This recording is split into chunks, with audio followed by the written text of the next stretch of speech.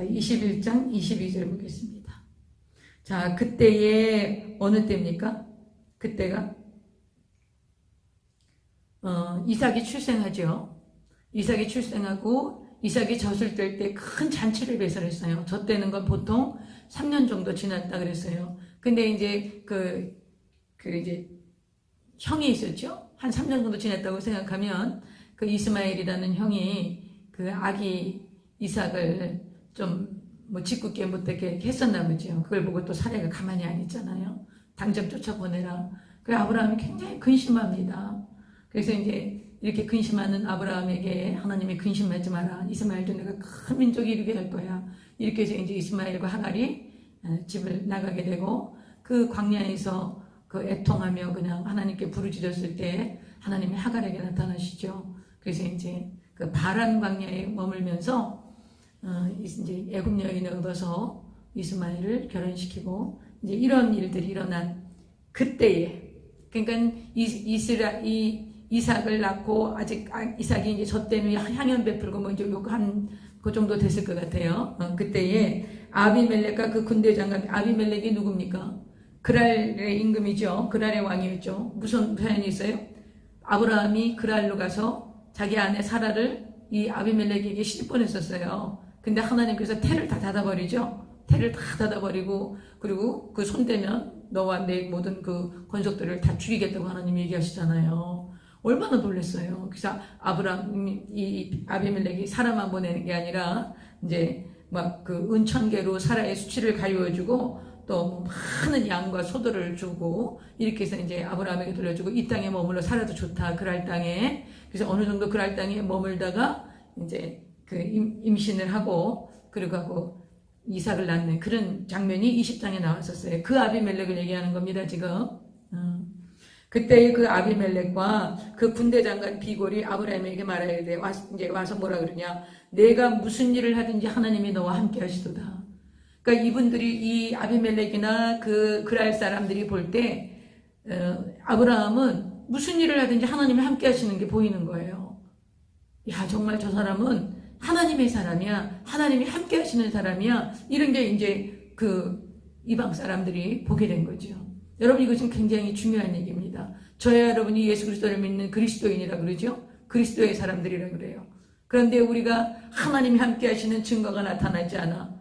저 사람은 예수를 믿는 건지 안 믿는지 뭐 안 믿는 사람하고 똑같아. 이러면 곤란합니다.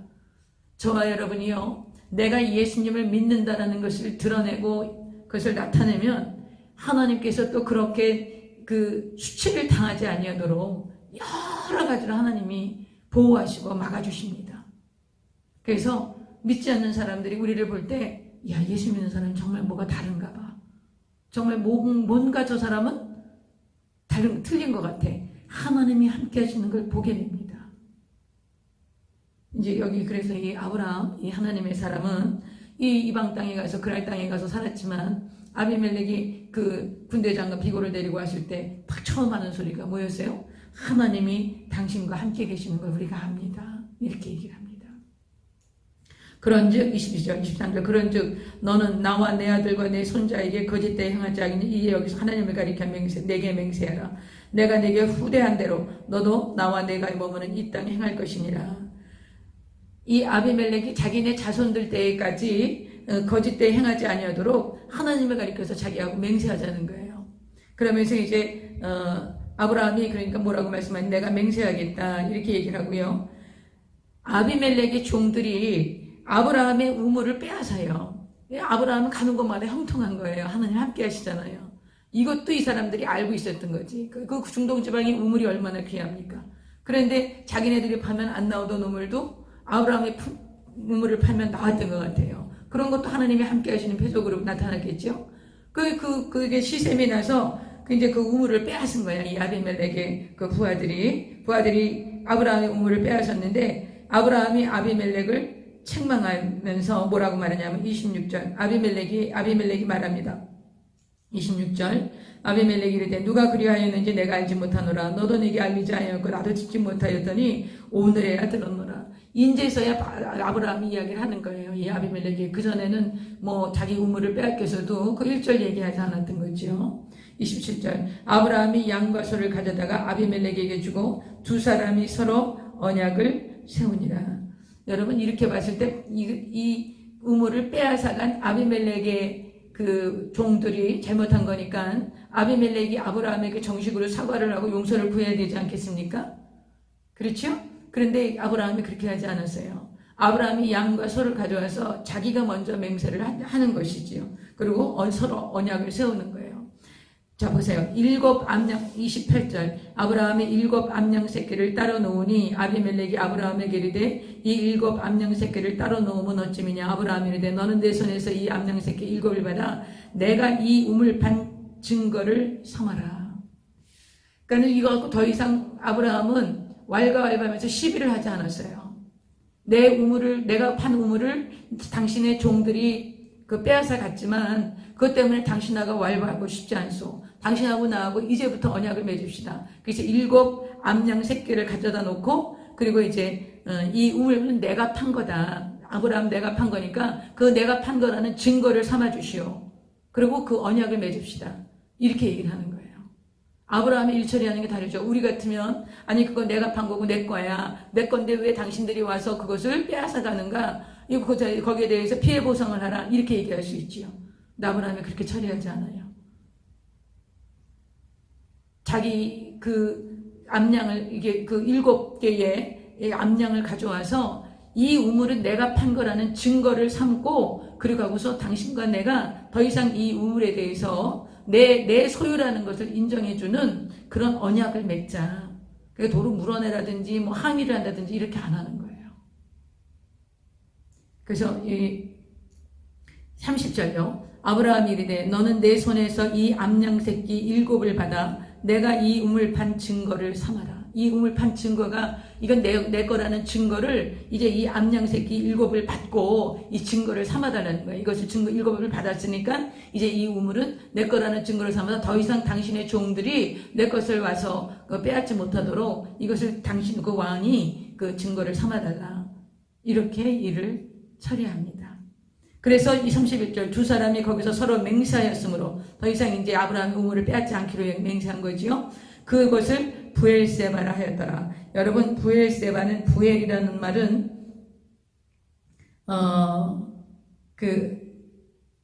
쉐바라는 말, 부엘쉐바라는 말은 쉐바가 7을 가르칩니다. 7. 그러니까 부엘세바는 뭐냐?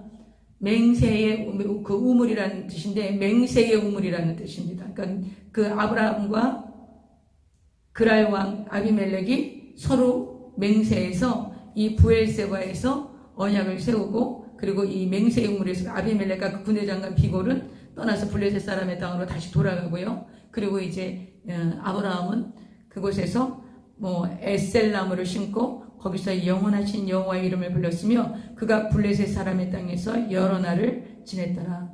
아마 그 이후에도 계속 이 그랄 땅에서 살고 있었던 것 같아요. 아브라함이. 그래서 이 우물의 이 부엘세바는 지금이 이스라엘 제일 남단입니다. 그러니까 우리나라로 치면 저쪽 해남 땅끝 이런 식으로 부엘세바가 제일 남단이고 그래서 부엘세바에서 단까지 그런 얘기가 나옵니다. 그러니까 부엘세바는 제일 남단, 단은 제일 북쪽을 얘기하는 것입니다. 그래서 여러분이 부엘세바가 왜 어떻게 부엘세바가 되었는지 이런 개념은 성경이 계속 나오기 때문에 부엘세바가 어떻게 부엘세바는 그런 개념을 좀 가지고 계셔야 되겠습니다.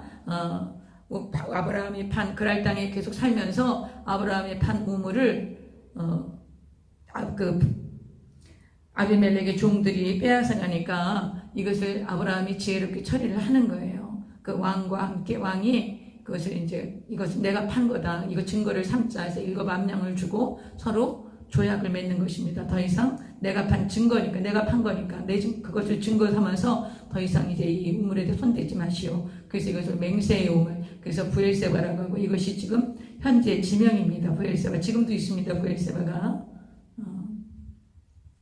그 다음에 이제 22장은 아주 지금까지는 이제 하나님께서 이제 많은 사람들을 대상으로 하나님이 시험을 하시고 한 민족을 대상으로 이렇게 역사를 하시고 이제 이르셨는데 22장은 이제 아브라함 개인에게 약속하신 말, 이제 시험을 하시는 이제 그런 내용이 나옵니다. 창세기 22장. 그 일 후에는 무슨 말일까요?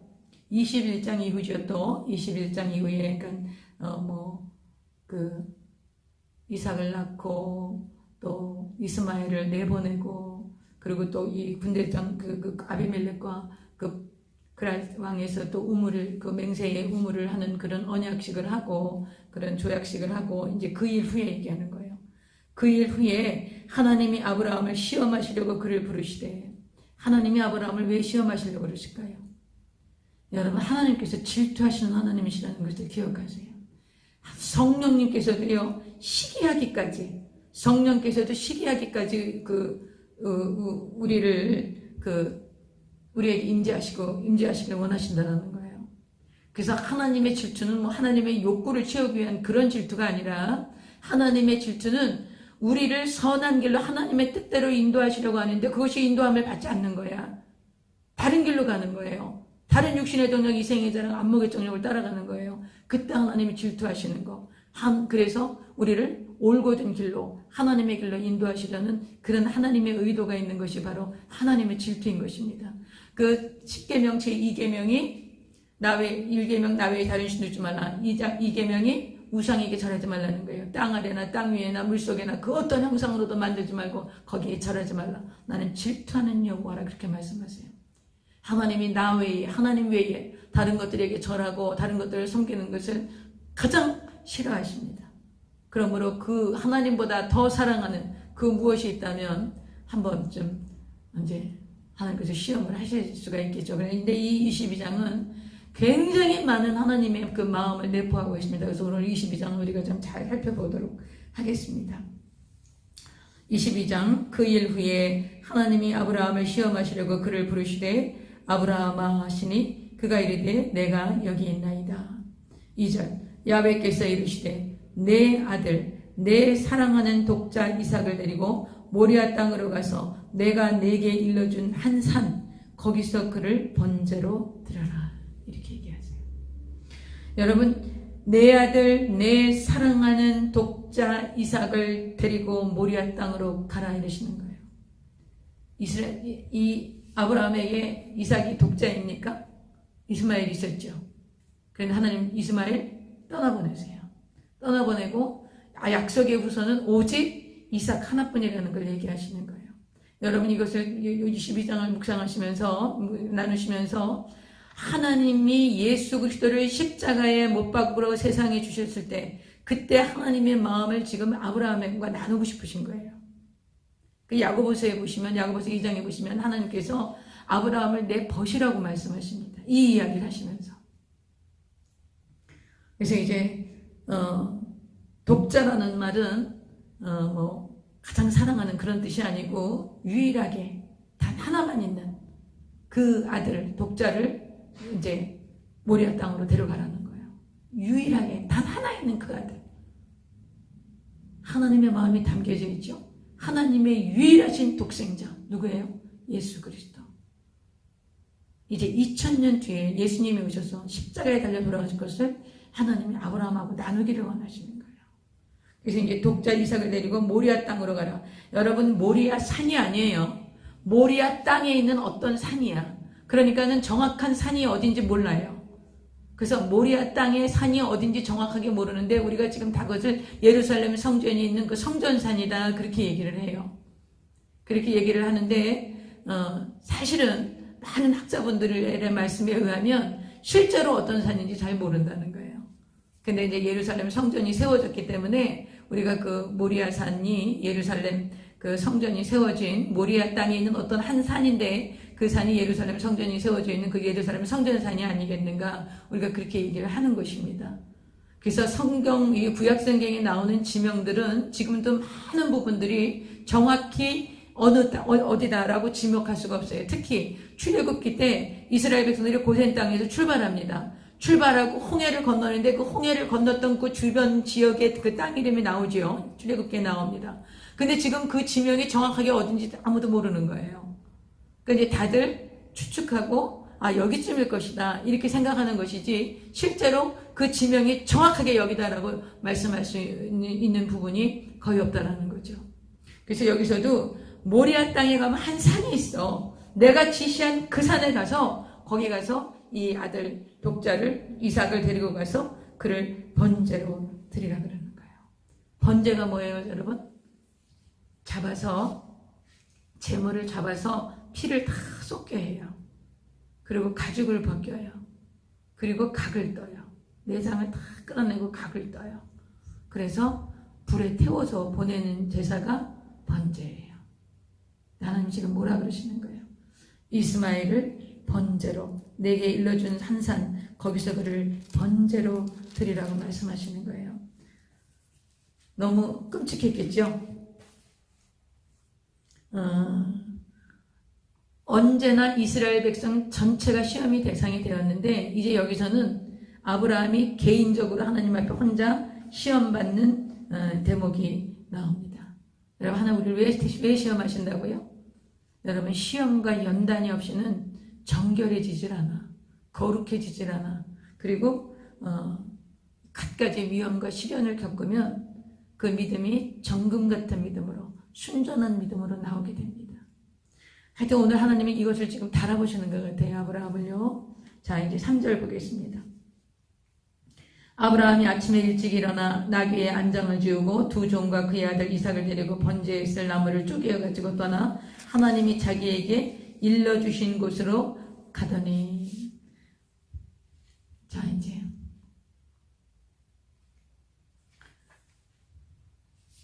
하나님이 지금 말씀하시는 것이 이게 상식선일까요? 절대 그렇지 않죠. 어떻게 100세에 주실 때는 언제고, 지금 이때쯤 이 나이가 아브라함의 나이가 한 117세쯤 됐을 거고요. 이삭의 나이를 한 17세 정도 봅니다. 그럼 이런 이삭을 데리고 가면서 일찍 일어나서 나귀에게 안장을 지우고 두 종과 그의 아들 이삭을 데리고 번제에 쓸 나무를 쪼개어가지고 떠나 하나님이 자기에게 일러주신 곳으로 가는 거야. 하나님이 지시하신 어떤 한 산으로 가는 거지요. 제3일에 아브라함이 눈을 들어 그것을 멀리 바라본지라 3일 길이 걸렸어요. 그래서 지금 여러분, 이 모리아라는 곳이, 모리는 지시하다라는 뜻이에요. 지시하다. 모리는 지시하다. 그리고 아는 야훼야. 그러니까 야훼께서 지시하시는 땅으로 가라는 거야. 제일 처음에 하나님께서 아브라함에게 뭐라고 약속하시죠? 내가 내게 지시한 땅으로 가라 그랬어요. 갈 바를 알지 몰라고 아브라함이 갔지요. 이제 마지막 테스트가 되는 거예요. 내가 지시한 산으로 가거라. 그렇게 해서 모리아 산으로 보내시는 것입니다. 여러분, 3일 길을 갔어요. 3일 길. 자, 하나님께 이제 이 아들을, 독생자 100세에 준 이 아들을 번제로 드려라, 이 말을 듣고 즉시 하루 만에 결정해서 선택할 수 있는 일이 아니야. 3일간의 말미를 주세요. 여러분, 3일간 그 땔감을 가지고 번제를 태워야 되니까 그 땔감을 가지고 3일 길을 가면서 그 아들을 데리고 가면서 아브라함이 어떤 생각을 했을까요? 수많은 생각을 했을 거예요. 하나님이 이러실 리가 없어. 하나님은 내가 잘못 들은 건 아닐까? 어떻게 100세에 낳은 아들을 하나님 주실 때는 언제고 취하여 가신다는 건 이것이 무슨 말씀인가? 그래서 이 아브라함의 갈등이 아주 극과 극을 달리는, 정말 잠깐 살아났다가 잠깐 또 죽었다가 살았다 죽었다는 그 반복이 3일 동안 이어졌겠죠. 그리고 그는 끝까지 하나님의 말씀에 순종하기를 결정하는, 그래서 하나님께서 끝까지 아브라함을 달아보시는 거야. 달아보신다 그러면 좀 그렇지만 아브라함이 그 수많은 3일 동안 수많은 갈등을 하고 그 번복하고 또 하나님께 여쭙고 그런 동안 하나님은 침묵하시면서 아브라함이 어떻게 믿음으로 행하는가를 보시는 것이죠. 이 3일길이라는 것이 얼마나 아브라함에게 천국과 지옥을 왔다 갔다 하는 그런 시간이었겠습니까? 자, 이제 보겠습니다. 제3일에 5절, 이에 아브라함이 종들에게 이르되 너희는 나귀와 함께 여기서 기다리라. 내가 아이와 함께 저기 가서 예배하고 우리가 너희에게 돌아오리라. 여러분, 여기서 우리가 너희에게 돌아오리라, 이삭과 함께 올 거야, 이렇게 얘기한 거는 어떤 목사님은 아브라함이 이미 알고 있었다. 하나님이 안 데려가실 그게 안 하고 이제 숲에 양을 예비해 놓으셨을 것이다. 그래서 아브라함이 미리 알고 있었다. 그렇게 얘기하시는 분도 계시더라고요. 근데 이제 저는 그렇게 생각하지 않습니다. 아마 종들이 갔다가 오면은 진짜 아브라함이 이삭을 잡아서 제물로 드리면 안 오지 않겠습니까? 그러면 이제 그 종들이 걱정하고 또 이렇게 오해하지 않게 위해서 이제 우리라고 얘기한 것 같고요. 또 실제로 하나님께서 죽은 자도 살리시니까 100세에 전혀 자기가 아기를 낳을 수 없는 상황에서 이삭을 출생하게 하셨기 때문에 그렇기 때문에 하나님이 살려주시지 않을까. 이런 이제 두 가지 이유로 이제 우리가 다시 올 것이다. 이렇게 얘기할 수도 있지요. 6절요. 아브라함이 이에 번제나무를 가져다가 그의 아들 이삭에게 지우고 이삭이 번제나무, 그러니까 이 번제나무 우리 옛날에 그 지게 지는 거 있지 않습니까? 그러려면 10대살은 돼야 되잖아요. 그러니까는 17살 정도로 보는 것입니다. 지금 이삭을. 그 이삭이 자기 그 번제물이 된 자기가 제물이 된 태울 그 번제나무를 등에 지고 그리고 아브라함은 불과 칼을 손에 들고 두 사람이 동행했다는 거예요. 불을 어떻게 가져갔을까요? 불을. 고대 이 중근동 사람들이 불씨를 이렇게 담아갖고 다니기도 했다 그래요. 그러나 이제 많은 분들이 그 부싯돌 같은 거요. 그런 걸로 이제 불을 피울 수 있는 그것들이 이제 불이라고 얘기한 것이 아닌가. 그래서 이제 칼은 재물을 잡는 거죠. 근데 이 칼이 아주 무시무시한 칼입니다. 그냥 뭐 이렇게 재물을 잡는 그 정도가 아니라 재물을 탁 가죽을 벗기고 각을 뜨고 막 이런 아주 굉장히 예리한 그런 칼입니다. 이 칼이. 그냥 뭐 그런 정도의 칼이 아니라 그 칼을 손에 들고 두 사람이 동행합니다. 7절요. 이삭이 아버지한테 여쭤봐요. 이삭이 그 아버지 아브라함에게 말하기를 내 아버지여 하니 그가 이르되 내 아들아 내가 여기 있노라. 이삭이 이르되 불과 나무는 있거니와 번제할 어린 양은 어디 있나이까. 이삭이 아무 생각해도 의아한 거죠. 어떻게 그 하나님 앞에 예물 드리러 제사 드리러 간다고 그러는데 제물이 없는 거예요. 설마 자기라고 생각하지 않았겠죠. 그러면서 아버지한테 아니 불과 이것은 다 있는데 나무는 있는데 번제물이요 번제할 어린 양은 어디 있습니까? 그렇게 그 아들 이삭이 그 환한 얼굴로 아버지를 향해서 물었을 때 이 아버지의 마음이 어땠을까요? 얘야 하나님이 너를 번제물을 드리린다. 그럴 수 있었을까요?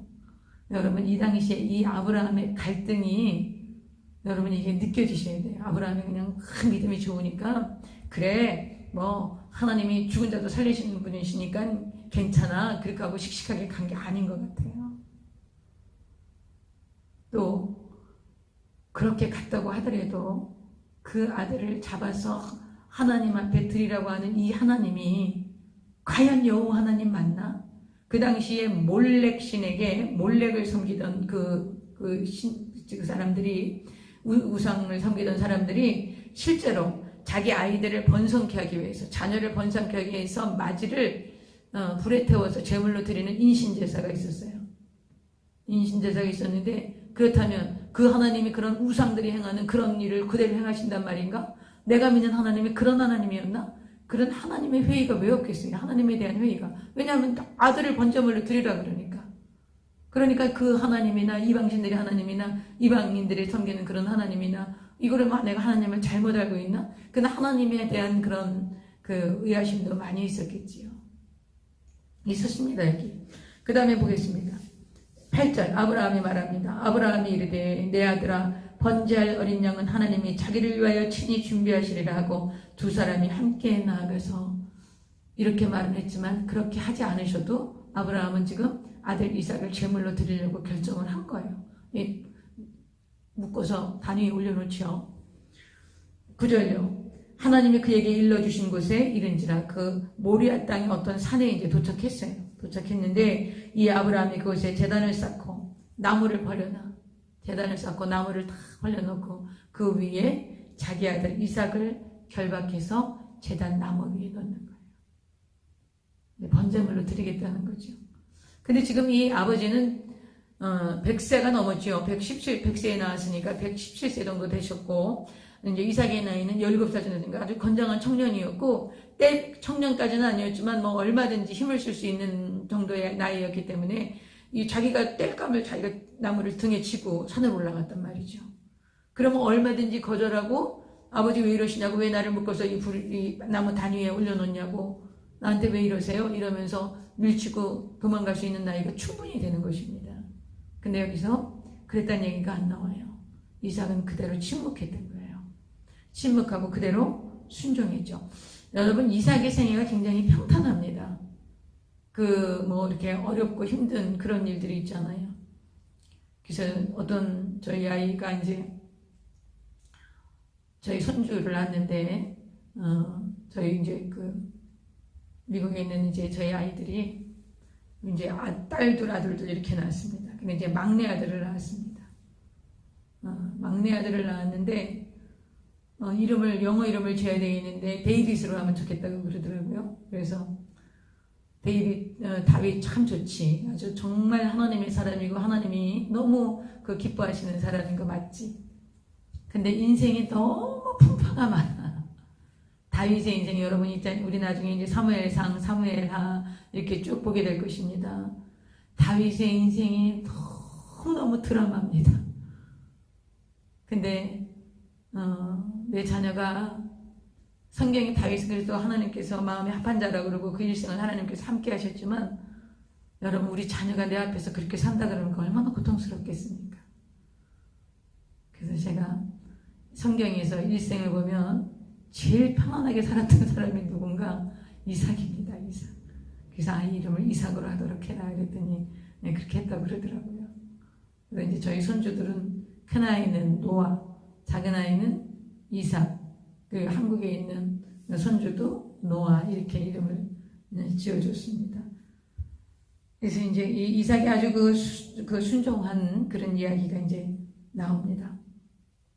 10절요. 이제 제단 제물로 올려놨으니까 칼을 잡고 아들을 잡으려고 하는 거예요. 그러니까 아브라함은 마음을 결정한 거예요. 이 아들이 하나님이 말씀하실 때 이 아들을 데리고 출발하던 그 순간부터 아브라함은 마음을 결정한 거죠. 그러나 3일간의 기간이 있었어. 이 결정을 얼마든지 번복할 수 있는 그 기간이 있었죠. 근데 그 기간도 그는 번복하지 않았어요. 그리고 3일 후에 실제로 행했던 거죠. 그래서 여러분 야고보서 2장에 보면 이 이야기가 나옵니다. 아브라함이 믿음으로만 의롭다 하심을 받은 게 아니다. 행함으로 의롭다함을 받았다 얘기하는. 그래서 믿음이 없는 행함이 없는 믿음은 죽은 믿음이다. 야고보서 그렇게 말씀하고 있는 게 뭐냐? 아브라함이 오직 믿음으로 구원받았는데 그 믿음은 무엇이었냐? 행함이 있는 믿음이었다라는 거예요. 그냥 하나님 믿으니까 이거 하고 있었던 게 아니라 실제로 내가 그 믿음을 행함으로 자기 아들을 제단 위에 올려놓는 그런 행함을 보였다. 그래서 행함이 없는 믿음은 죽은 믿음이라고 야고보서가 말씀하고 있는 것입니다. 로마서는요, 이 이야기 하시면서 믿음으로 이렇게 됐다고 얘기하시죠. 그래서 우리가 이제 그런 부분도 좀 정리를 해주셔야 됩니다. 여러분, 내가 믿음으로 의롭다함을 받은 거 맞습니다. 근데 그 믿음은 어떤 믿음입니까? 행함이 있는 믿음입니다. 행함이 없는 믿음이 아니에요. 그냥 무조건 믿기만 하면 된다. 그럼 뭘 믿습니까? 행함이 있는 믿음이라고 얘기하는 것입니다. 자, 이제 보겠습니다. 아들을 잡으려 하는 거예요. 하나님 믿었죠. 하나님 말씀 믿었어요. 믿었는데 하나님 믿습니다. 부활을 믿습니다. 그러니까 이 아들 하나님 괜찮습니다. 혼자서 해석한 게 아니에요. 실제로 칼을 들고 잡으려고 했던 거예요. 그때 여호와의 사자가 나타나죠. 여러분, 여기서 여호와의 사자, 우리가 롯에게 보내줬던, 아브라함에게 찾아왔던 여호와의 사자 이분 말고 또 있었지요. 그 롯에게 보내줬던 여호와의 사자가 천사 2명에서 3분이 오셨던 거. 거기서 그 여호와의 사자를 누구라 그랬어요? 성육신하신 예수 그리스도. 그러니까 구약 성경에 육신으로 오신, 눈에 보이게 오신 그 여호와의 사자는 곧 예수님이실 것이다. 우리가 그렇게 많이 해석을 합니다. 여기서도 보면 여호와의 사자라고 그러는데 여기서 뭐라고 말씀하시냐면 한번 보겠습니다. 11절. 여호와의 사자가 하늘에서부터 그를 불러 이르시되 아브라함아 아브라함아. 급하시겠죠. 한부터면 이제 잡을 뻔하니까 아브라함아 이거 두 번 반복하셨다는 건 굉장히 조급하게 부르셨다는 얘기예요. 하시는지라 아브라함이 이르되 내가 여기 있나이다 하며 사자가 이르시되 여호와의 사자가 이르시되 그 아이에게 내 손을 대지 말라 그에게 아무 일도 하지 말라 내가 내 아들 내 독자까지도 내게 아끼지 아니하였으니 내가 이제야 내가 하나님을 경외하는 줄을 아노라. 여기서 내가는 누굽니까? 나는 누굽니까? 여호와의 사자이죠. 곧 육신으로 나타나신 예수 그리스도 성자 예수님을 얘기하는 것입니다. 그래서 내가 이제야 삼위일체 하나님이시죠. 내가 이제야 내가 하나님을 경외하는 줄을 아노라. 그렇게 얘기하시고 이제 13절 보겠습니다. 아브라함이 눈을 들어 살펴본즉 한 순양이 뒤에 있는데 뿔이 숲풀에 걸려있는지라 아브라함이 가서 그 순양을 가져다가 아들을 대신하여 번제로 드렸고 아브라함이 그 땅 이름을 여호와 이레 야훼 이레라 하였으므로 오늘날까지 사람들이 이르기를 야훼의 산에서 준비되리라 이렇게 말씀하셨습니다.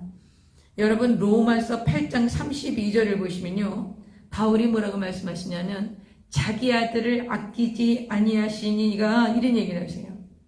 자기 아들을 아끼지 아니 예수 그리스도를 아끼지 아니하시고 우리에게 보내주셨다는 거죠. 여러분 이것처럼 하나님께서 자기 아들 예수 그리스도를 이 땅에 보내주신 것처럼 이 아브라함이 자기 독자 100세에 낳은 아들 그 독생자 독자 외아들 하나님이 특별히 자꾸만 독자라 내 독자라고 얘기를 하세요. 이제 예수님과 동일시하는 거죠. 그래서 내 독자를 이제 하나님 앞에 드리는 그래서 실제로 잡으려고 했지만 하나님이 그렇게 하지 않으셨어요. 이삭을 잡거나 이런 이삭을 제물로 드리도록 그렇게 하죠. 하나님이 막으셨죠. 근데 하나님은 어떠셨어요? 자기 아들 독자를 아끼지 아니하시고 십자가에 내주셔서 처참하게 그 몸을 죽고 피를 흘려 우리를 구원하신 것이죠. 그래서 그 야고보서 2장에 보시면 하나님께서 아브라함은 내 벗이다 이런 얘기하세요. 지금 하나님이 2000년 뒤에 나는 내 아들 예수 독생자 예수 그리스도를 이 땅에 보내서 십자가에 처참하게 몸을 죽고 피를 흘려 제물이 되게 해서 인류의 모든 죄를 담당하게 할 거야. 그런데 아브라함아 너가 내 아들 독자를 한번 그 제물로 바치면서 그 마음이 어떤지 내 마음을 좀 알아줄 수 있겠니? 하나님께서 2000년 뒤에 있을 하나님의 아픔과 눈물을 아브라함하고 나누신 거죠. 이건 제가 묵상하면서 마음에 깨달은 것인데 굉장히 그게 마음에 제가 깊이 깨달아지더라고요. 하나님께서 아브라함을 벗으로 여기시고 하나님의 아픔과 눈물과 고통을 아브라함에게 좀 나누고 싶으셨던 거예요. 그래서 아브라함에게 내 아들 독자라도 바칠 수 있겠느냐? 그런데 진짜 아브라함이 바치는 거죠. 그 아브라함이 그 아들을 데리고 그 모리아 땅에 어떤 산으로 가서 그 아들을 잡고 제물로 올려드렸을 때 그 아브라함의 그 마음의 고통이라는 것은 여러 가지 물론 믿음도 있었겠지. 하나님이 죽은 자를 살리실 거야. 죽은 자를 살리시고 없는 것을 있는 것 같이 부르신 하나님이라고 로마서에 그렇게 말씀하죠. 그러니까 아브라함에게 그런 믿음이 있었으니까 내가 지금 이 아들을 잡아서 제물로 드려도 하나님이 부활하실 거야. 죽은 자 살리실 거야.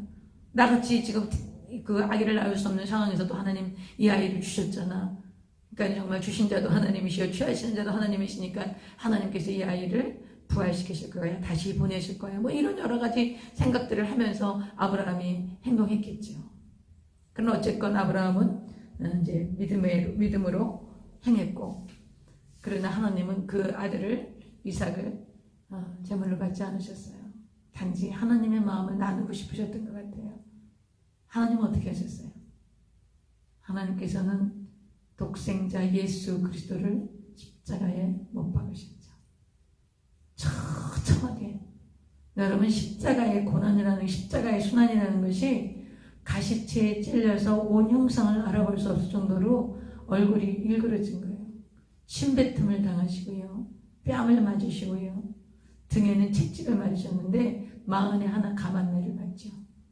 그래서 그 온 등뼈가 훤히 드러날 정도로 온몸에 살점이 다 떨어져 나간 거예요. 가죽 끝에 동물 그 뼈를 이렇게 답니다. 그러면 그 가죽이 매를 칠 때마다 그 가죽이 감기면서 그 동물 뼈가 그 5가락으로 붙어 있는 그 동물 뼈의 고리가 살에 박히면서 살점을 뜯어내는 겁니다. 그 채찍을 마흔에 하나 감았네를 예수님이 맞으세요. 대부분 그 태형을 하다가 죽습니다, 사람이. 예수님 왜 안 죽으셨을까요? 나무에 달려 죽으셔야 돼요. 예수님 나무에 달려 죽으셔야 되기 때문에 그 채찍이 안 돌아가신 거예요. 왜 그래요? 왜 나무에 달려야 돼요? 우리의 저주 때문에. 저주받은 자는 어디에 달려 죽여요? 나무에 달려 죽는 거예요. 그러니까 우리의 저주를 속량하시기 위해서 채찍에 맞아 돌아가시면 안 돼. 채찍을 왜 맞으셨어요? 내가 채찍에 맞음으로 너희가 나음을 입었다. 우리가 죄 때문에 들어온 우리의 병들, 우리의 이 질병들, 이 병을 주님께서 치료하시기 위해서 대가를 지불하셨죠. 채찍이라는 대가를. 그렇게 온몸이 찢기는 채찍을 맞으시고 그리고서는 십자가를 지시고 골고다를 향하셨던 거예요. 그래서 거기에서 이제 양손과 양발에 대못이 벗기시고 인간들 앞에 모든 수치를 드러내신 거예요. 여러분 아랫돌이 다 벗긴 겁니다. 그렇게 해서 나무에 다른 겁니다. 그러니 예수님의 형상은 알아볼 수가 없을 만큼 촘촘하게 무너지고 깨어지고 정말 볼품없는 그런 아무것도 흠모할 만한 것이 없는 너무 처참하고 비참하게 예수님은 나무에 달려서 죽으신 거지요. 정말 하나님께서 이 인류를 위한 제물로 유월절 어린 양으로 그 예수 그리스도를 보내셔서 자기 아들 독생자 그 아들을 십자가에 못 박아 인류를 구원한 것입니다. 그것을 아브라함과 함께 공유하시고 싶으셨던 것 같아요. 근데 아브라함이 거기에 만점으로 통과하지요. 만점으로 통과합니다. 여러분 그러고 나서 하나님이 굉장히 축복하세요. 아브라함을 아주 기뻐하시면서 축복합니다. 여러분 하나님께서 우리를 축복하세요. 그런데 우리를 보시고 기뻐하시면서 축복하시는지 마지못해서 축복하시는지 기뻐하시면서 축복하시도록 우리가 하나님께 순종합시다. 자 이제 여호와 이레는 이제 이런 말입니다. 15절요. 여호와의 사자가 하늘에서부터 두 번째 아브라함을 불렀는데 두 번째 아브라함을 불러 이르시되 야훼께서 이르시기를 내가 나를 가리켜 맹세하노니 하나님 자신을 가리켜서 맹세하시는 거예요. 뭐라고 맹세하시는? 내가 이같이 행하였은즉 내 아들 내 독자도 아끼지 아니하였은즉 내가 내게 큰 복을 주고 내 씨가 크게 번성하여 하늘의 별과 같고 바닷가의 모래와 같게 하리니 내 씨가 그 대적의 성문을 차지하리라. 또 내 씨로 말미암아 천하 만민이 복을 받으리니 내 씨로 말미암아 천하 만민이 복을 받는데 그 내 씨가 누구입니까? 예수 그리스도시죠. 아브라함의 자손으로 오시는 것이죠. 아브라함과 다윗의 자손 예수 그리스도의 계보라. 그래서 아브라함을 통해서 다윗 가문으로 예수님이 오시게 되는 거죠. 내 씨로 말미암아 천하 만민이 복을 받으리니 이는 내가 나의 말을 준행하였습니다. 준행하였습니다. 이렇게 하십니다. 여러분 하나님의 말씀을 듣고 믿는 것은 행동할 때 그 믿음이 드러나는 것입니다. 그렇기 때문에 그냥 나는 믿으니까 나는 믿습니다 이렇게 하고 행동하지 않으면 그 믿음은 죽은 믿음이 되는 거예요. 준행해야 하는 것입니다. 하나님의 말씀을 들었으면 그 말씀을 듣고 준행하는 것이 맞습니다. 행동하는 것이 맞습니다. 그래서 이제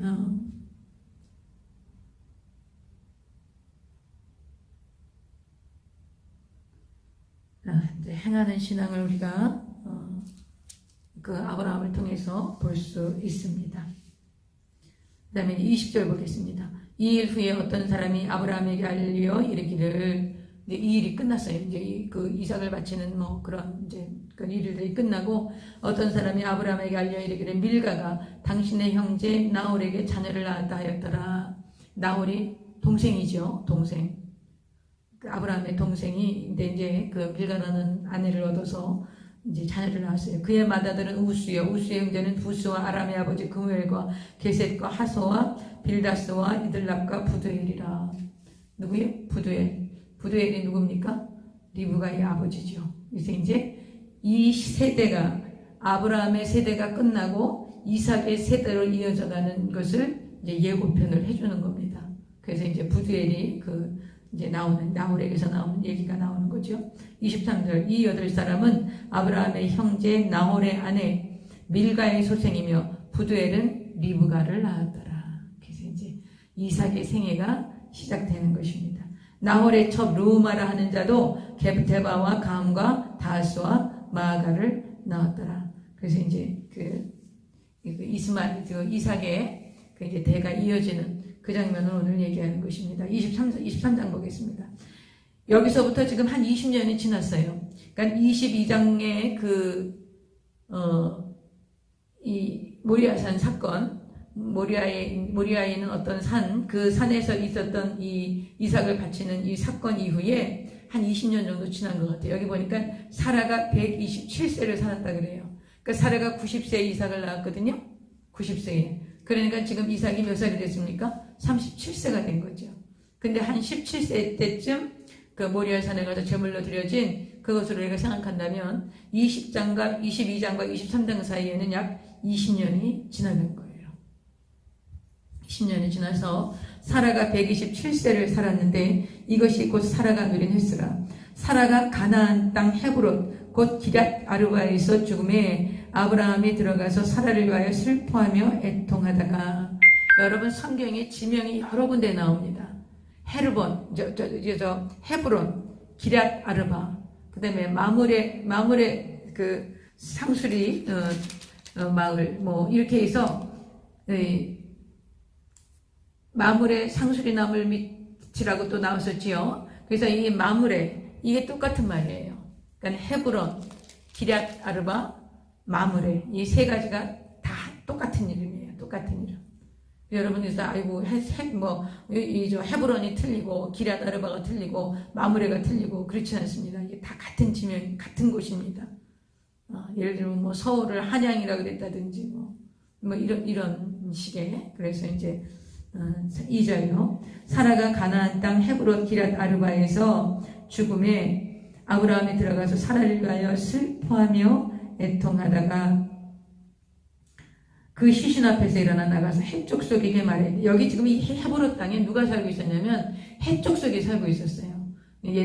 우리 세계사 배울 땐 히타이트족이라고 나오지요. 그 해쪽 속이 거기 살면서 이 사람들이 원래 살고 있었기 때문에 가나안 땅에 원래 해쪽 속이 살고 있었기 때문에 아브라함은 이 해쪽 속이 사는 땅에 와서 사는 나그네였던 거예요.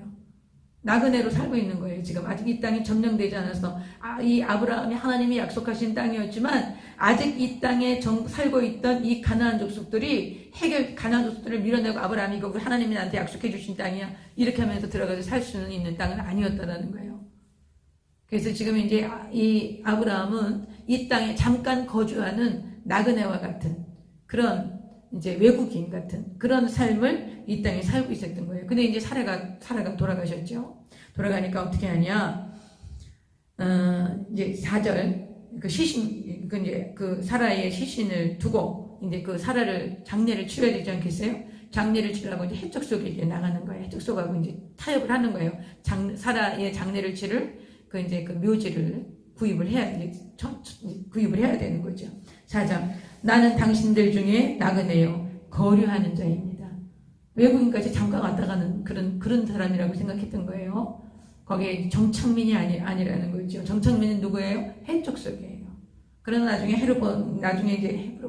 헤브론은 이 무덤이 이렇게 이제 자기 조상들 국부도요. 아브라함, 사라, 아브라함, 나중에 리브가, 또 이삭, 야곱, 레아 이렇게 그 조상들의 무덤이 있기 때문에 지금도요 헤브론을 이스라엘 사람들은 성지로 여깁니다. 근데 팔레스타인들이 그 하마스들이 어디에다가 자꾸 미사일 공격을 하냐? 헤브론에 자꾸 미사일 공격을 해. 그래서 이제 이 헤브론 4절 나는 당신들 중에 나그네여 거류하는 자이니 당신들 중에서 내게 매장할 소유지를 주어 내가 나의 죽은 자를 내 앞에서 내어다가 장사하게 하시오. 그러니까 좀 이 내 아내를 장례 치를 수 있는 이제 그 소유지를 좀 내게 주시오. 그래요. 그러니까 5절 해족속이 아브라함에게 대답하여 이르되 내 주여 들으소서. 당신은 우리 가운데 있는 하나님이 세우신 지도자이시니 우리 묘실 중에서 좋은 것을 택하여 당신의 죽은 자를 장사하소서. 여러분, 아브라함은 가는 곳마다 그랄 왕도 이런 고백을 했지요. 아비멜렉이 당신은 하나님의 사람인 것을 내가 압니다. 그리고 또 오늘 이 해족속도 당신은 우리 가운데 있는 하나님이 세우신 지도자라는 걸 알았던 거예요. 그러니까 아브라함이 얼마나 덕목 있고 그 인격이 훌륭하신 분이었는지 그 이방 사람들한테 다 존경받고 있으셨던 거지요. 그래서 여러분, 이런 부분들 우리가 이 이방인 사람들, 이 거류하는 나그네와 같은 그런 삶을 사는 이 아브라함이 이 정착하고 사는 이 사람들에게 이렇게 존경받는 그런 삶을 사셨다는 걸 우리가 얼마든지 읽어낼 수 있습니다. 우리도 인생을 살아보면 그런 게 있지요. 뭐 사람들에게 칭찬받으려고 한 것은 아니지만 그 이웃들에게나 또 주변의 가족들에게나 그 덕목이 있고 덕스럽게 그리고 정말 인자하게 베풀고 나누고 구워주고 먹이는 그런 대접하는, 그래서 누가 봐도 저분은 정말 그 하나님의 사람이다. 정말 평범한 우리 그런 마음을 가진 사람들하고는 정말 다른 분이다. 이렇게 존경받는 그리스도인이 되는 거, 그것이 우리가 지향해야 될 모습입니다. 지금 너무 그렇지 않거든요. 우리가 굉장히 인색합니다. 정말 인색하기로 따지면 예수 믿는 사람만큼 인색한 사람이 별로 없는 거예요. 그렇게 인색하고, 그리고 그냥 사람들에게 인정받기 위해서 너무 사람들을 의식합니다. 근데 이제 그렇게 하면 우리 인생에 남는 게 없어요. 아브라함한테 그렇게 살지 않으셨어요. 주변에서 인정하셨어요. 주변에서 인정받는 사람이셨습니다. 당신은 우리 가운데 있는 하나님이 세우신 지도자이시니 우리 묘실 중에서 좋은 것을 택하여 당신의 죽은 자를 장사하소서. 우리 중에서 자기 묘실에 당신의 죽은 자 장사함을 금할 자가 없으리이다. 굉장히 아주 호의적이었어요. 이 햇사람들이. 7절 아브라함이 일어나 그 땅 주민 해족속을 향하여 몸을 굽히고 그들에게 말하이르되 나로 나의 죽은 자를 내 앞에서 내어다가 장사하게 하는 일이 당신들의 뜻일진데 내 말을 듣고 나를 위하여 소알의 아들 에브론에게 구하여 그가 그의 반머리에 있는 그의 막벨라굴을 내게 주도록 하되 충분한 대가를 받고 그 굴을 내게 주어 당신들 중에서 매장할 소유지가 되게 하기를 원하노라. 여러분, 아브라함은 이제 미래를 바라보는 거예요. 사라가 돌아가셨고 자기도 곧 이제 이 땅을 이제 떠날 그런 나이가 다가오고 있었기 때문에 이제 가족 공동묘지를 할 수 있는 그런 땅을 하기를 원했어요. 근데 이 땅을 그냥 뭐 돈 안 받고 그냥 이렇게 매입을 하면 그러면 이것은 내 소유가 되지 않기 때문에 그 가족 공동묘지를 쓸 수가 없었던 거지요. 그리고 더더욱이 이 당시 이 사람들은 토지 거래를 할 때 그냥 쓰세요. 그런데 은 400세겔입니다. 그렇지만 그냥 쓰세요. 이런 식으로 얘기를 했다는 거예요. 그럼 결국 무슨 말이에요? 400세겔 주셔야 됩니다. 근데 주고 안 주고는 당신이 계신데 이거 안 주고 쓰면 좀 곤란합니다. 이런 말인 것이죠. 그렇게 토지 거래를 했다고 합니다. 이 해족속들이.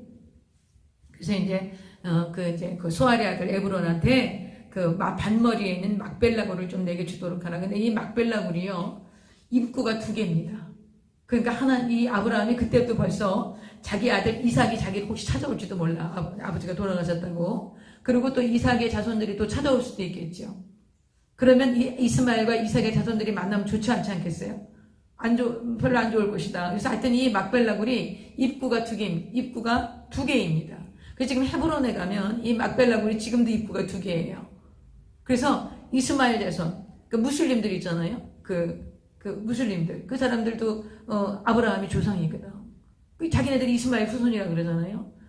그러니까 그 사람들이 지금 그 사람들이 관리를 해요. 그 사람들 땅이에요, 거기가. 근데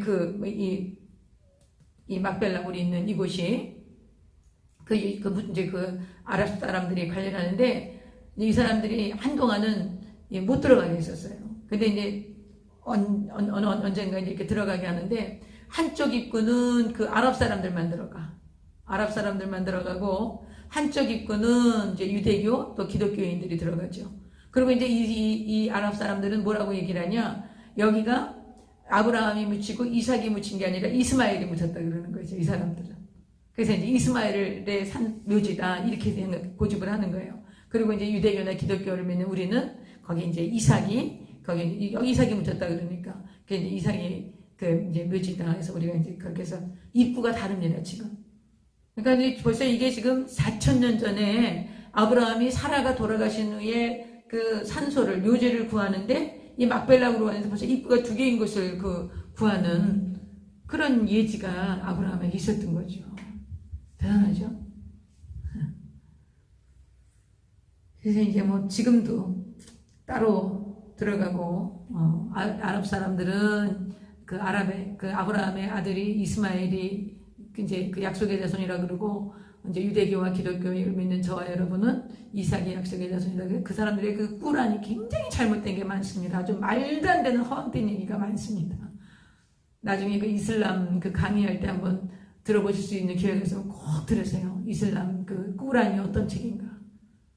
정말 참혹합니다. 여러분 만약에 우리나라에 이슬람이 들어와서 그 이슬람 문화권이 형성되면 여자들은 각오해야 합니다. 거기는 여자들을 학대하는 걸 꾸란에 법전으로 돼 있어요. 여자들 때리라고. 그런 것들이 자꾸 이렇게 합법화되려고 그래 지금 자꾸만. 정말 나라와 민족에서 정말 기도 많이 하셔야 됩니다. 그 다음에 이제 보겠습니다. 10절. 에브론이 헷 족속 중에 앉아있더니 그가 헷 족속 곧 성문에 들어온 모든 자가 듣는 데서 아브라함에게 대답하여 이르되 성문에 이제 모든 사람들이 왔다 갔다 하는 그 사람들 다 듣도록 하는데 아브라함한테 이제 뭐라고 하냐.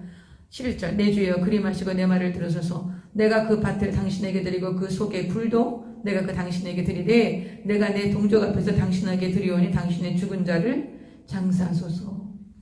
이것이 이제 거래의 방법이에요. 내가 이거 다 드릴게요. 다 드립니다. 이거 다 가져가세요. 그런데 이게 은이 400세겔 정도 되는 땅입니다. 그런데 가져가세요. 이렇게 얘기한다는 거예요. 보세요. 12절. 아브라함이 이에 그 땅의 백성 앞에서 몸을 굽히고 그 땅의 백성이 듣는 데서 에브론에게 말하이르되 당신이 합당히 여기면 청하건대 내 말을 들으시오. 내가 그 밭 값을 당신에게 주리니 당신은 내게서 받으시오. 내가 나의 죽은 자를 거기 장사하겠노라.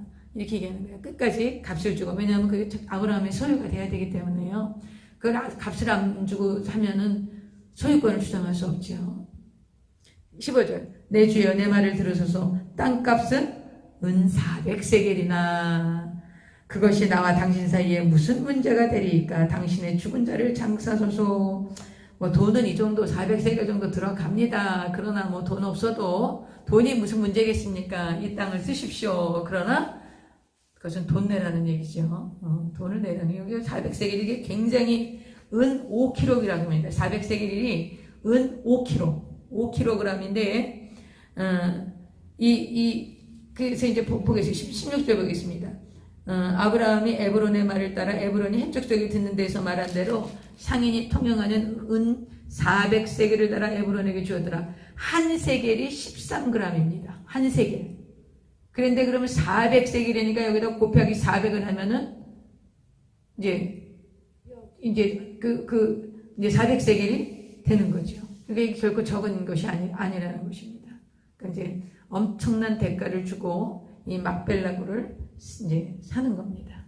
막벨라굴을 사고 17절. 마므레아 막벨라에 있는 에브론의 밭 곧 그 밭과 거기에 속한 불과 그 밭과 그 주위에 둘린 모든 나무가 성문에 들어온 모든 헷 족속이 보는 데서 성문에 이제 막 헷 사람들이 다 모여드는 거죠. 그 사람들이 다 보는 거예요. 지금 다 보는 데서 이것이 아브라함의 땅이라고 은 400세겔을 딱 대어주고 아브라함의 소유라고 거기서 확정을 짓는 거예요. 그러니까 더 이상 그 땅에 그것을 헷 족속들이 와서 이 땅 우리 땅이다라고 절대로 주장하지 못하는 거죠. 그렇게 확실하게 아브라함이 아주 처리를 잘합니다. 이와 같이 그 밭과 거기에 속한 굴이 해쪽 속으로부터 아브라함이 매장할 소유지로 확정되었더라. 그래서 하나님이 아브라함이 이렇게 아주 그 막벨라고를 사서 자기 그 가문의 그 공동 그 묘로 쓰는 일들이 일어나게 되는 것입니다. 여러분 그 이삭을 바친 사건은요, 여러분이 하나님의 마음을 좀 알아가셔야 돼요. 하나님이 아브라함을 통해서 독자 이삭이라고 말씀하셔요. 독자 이삭. 하나님의 아들 독생자 예수 그리스도. 그 예수 그리스도를 십자가에 내어주실 때에 하나님의 마음이 얼마나 고통스러우셨을지 그것을 아브라함과 공유하셨어요. 그래서 아브라함을 하나님이 굉장히 기뻐하시고 함께 하시고 믿음의 조상으로 세우시고 그 아브라함의 생애를 통해서 하나님이 많은 영광을 받으셨지요.